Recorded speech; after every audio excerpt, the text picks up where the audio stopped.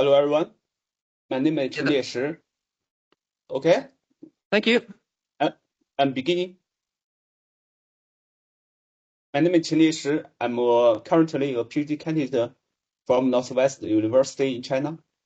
My research focuses on the remote sensing retrieval and validations of ice surface temperature in polar regions, with particular attention to the uncertainties involved in the validation process. I'm very pleased to participate in GHR 26. And this is also my first time attending this conference. Today I'm going to present my work entitled Discrepancies in different in-situ temperature measurements of the polar snow or ice surface and their influence on validation of remote activity. Firstly, I will introduce the motivation of study. As we know, ice surface temperature obtained from remote sensing plays an important role in polar climate change research.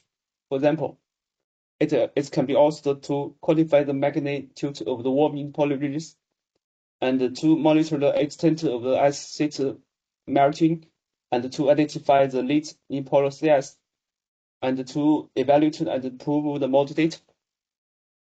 It must be understood the remote sensing RT is the radiation attenuated by the atmosphere, and then it will be converted to surface temperature using a specific method, like a speculated window algorithm.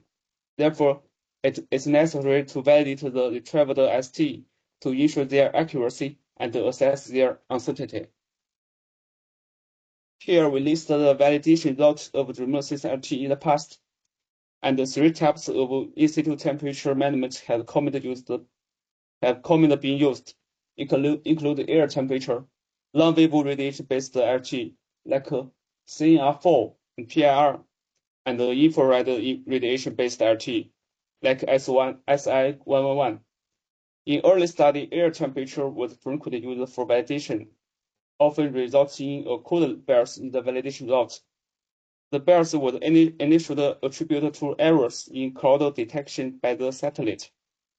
However, even after cloud contaminated data was removed, the code bias remained. Subsequently, studies show that when both air temperature and infrared radiation-based temperature was used for validation, the code bias was significantly reduced or near eliminated. This find suggests that the code bias was largely due to the temperature evasion over polar regions, where the air temperature is often higher than the surface temperature. In addition, since remote sensing RT presented a direct radiation temperature, land surface temperature product validation best practice protocol recommend use radiation-based measurement rather than air temperature for validation of the land surface temperature. Also, we found even when use the long-wave or infrared radiation-based validation method, previous study have rarely achieved the desired accuracy of within 1 Kelvin. In this slide, we summarize the difficulty in the validation of remote sensing RT. The first is the difficulty to distinguish the cloud and snow. The second is the in-situ ST derived from the radiation-based measurements that are highly influenced by local environment condition. Like in the picture, the rim is often exists in the radiometers, and the near surface atmospheric process like ballooning snow and the damaged dust, which affects the calculation results of in-situ ST, and the future lead to a validation accuracy. Furthermore, as previously mentioned, discrepancy exists between long-wave radiation-based RT and those obtained from infrared radiations. If remote sensing RT was validated by the inaccuracy in-situ ST, it's difficult to determine whether the validation errors stem from uncertainties in remote sensing retrieval itself or from errors in the in-situ S data. Therefore, this research aims to answer two questions. The first is to how large are the temperature difference among the different in-situ measurements at the same site, and how much do they affect the validation of the remote sensing LT. Another is what is the optimal approach for validation remote sensing LT product epolar readiness.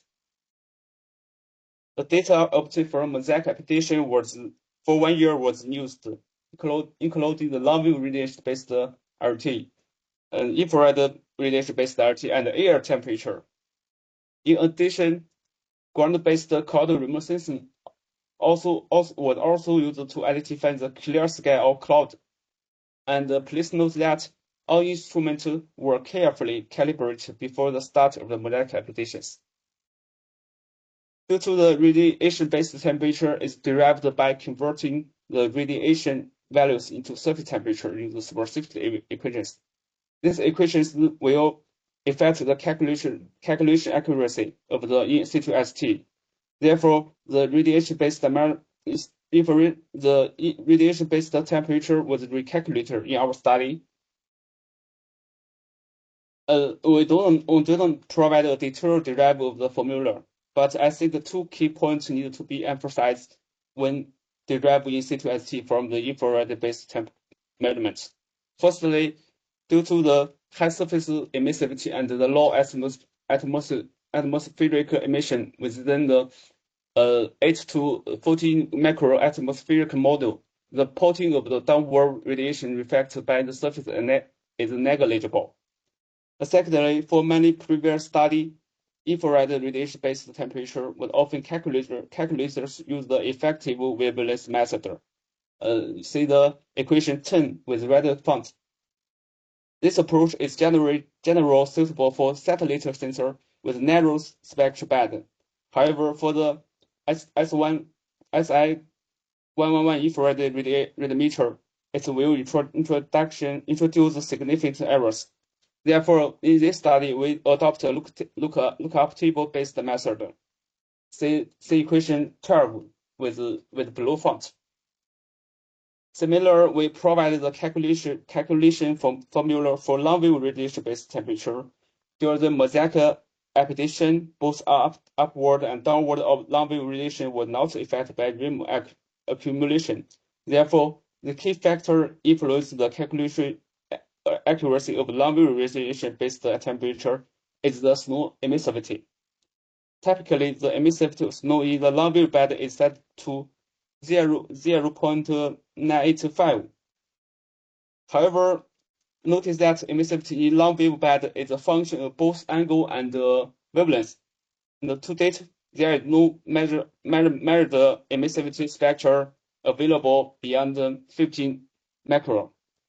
In addition, atmospheric radiation between the radiometer and the surface can also significantly affect the calculation accuracy of the long-wave radiation-based temperature, which will be explained later. The last slide presents a comparison of three types of temperature measurement. As shown in the picture A, the air temperature is generally higher than the long-wave radiation-based temperature, which in turn is higher than the infrared radiation-based temperature.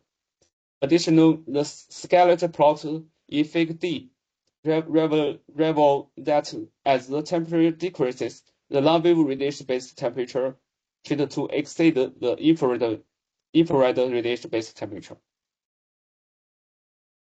And we use the ground-based cloud remote sensing to identify cloud, and which is labeled with the green shading in the figure.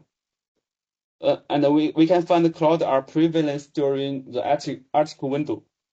Moreover, both clear sky and cloud conditions also show that air temperature is greater than the long-wave radiation-based temperature.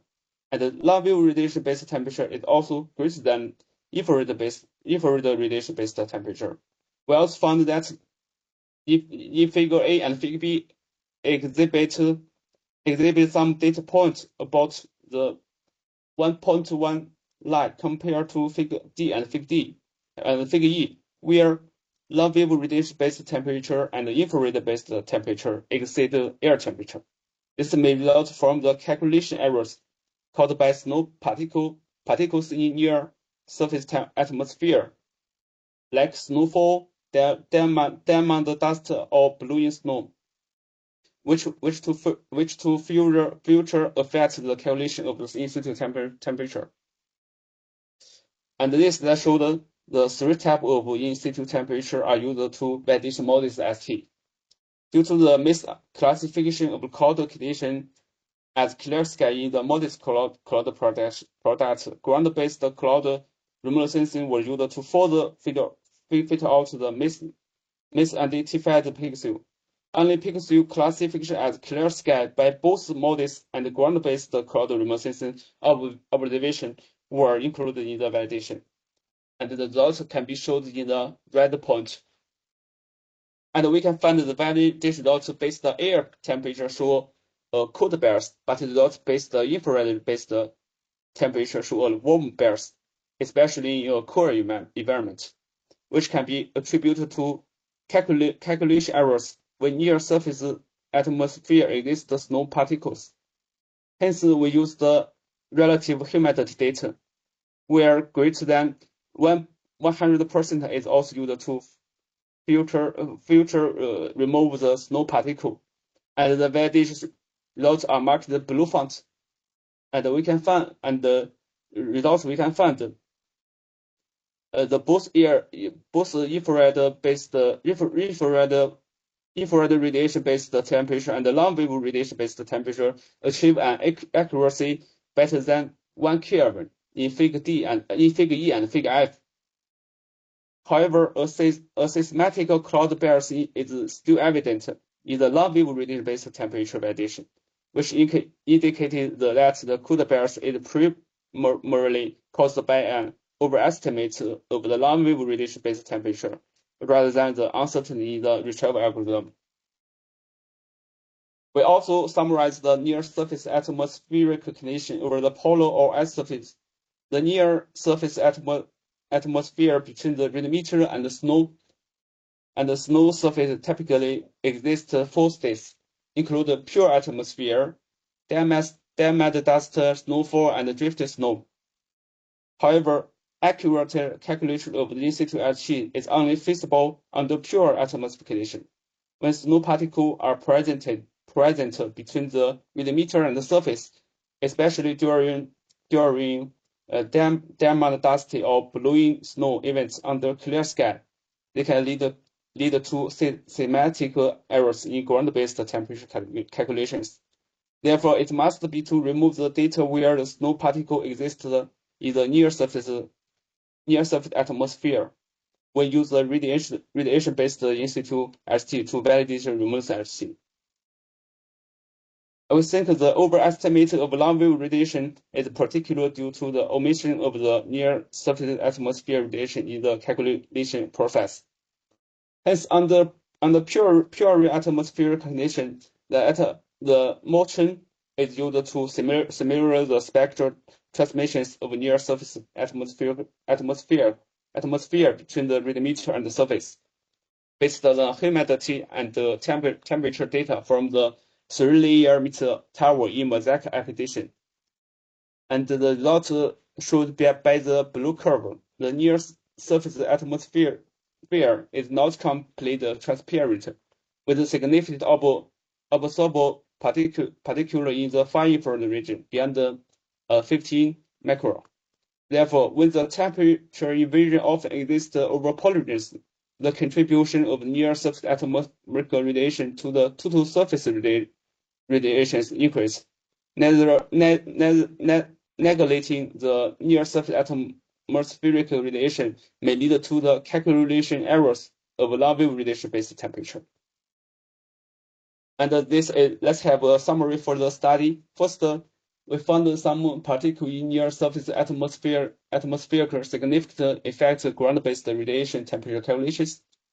Secondly, air temperature is always greater than the long-wave radiation-based temperature and greater than the infrared radiation-based temperature. Thirdly, under pure atmospheric condition, both long-wave radiation-based and infrared radiation-based temperature validation models are achieved within 1 Kelvin. but long-wave radiation-based validation result shows code bias. Firstly, the bias in validation process for long-wave radiation-based temperature is attributed to uncertainty in snow surface emissivity and near-surface atmospheric radiation.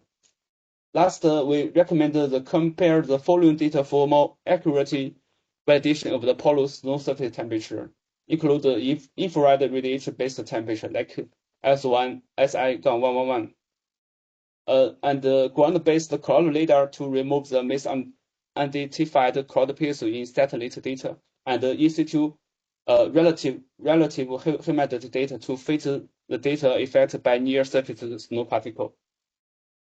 And the last is the existing issue and future work needs to be done. Firstly, to conduct more comparative study of different temperature measurements at the same site to improve the representativeness and reliability.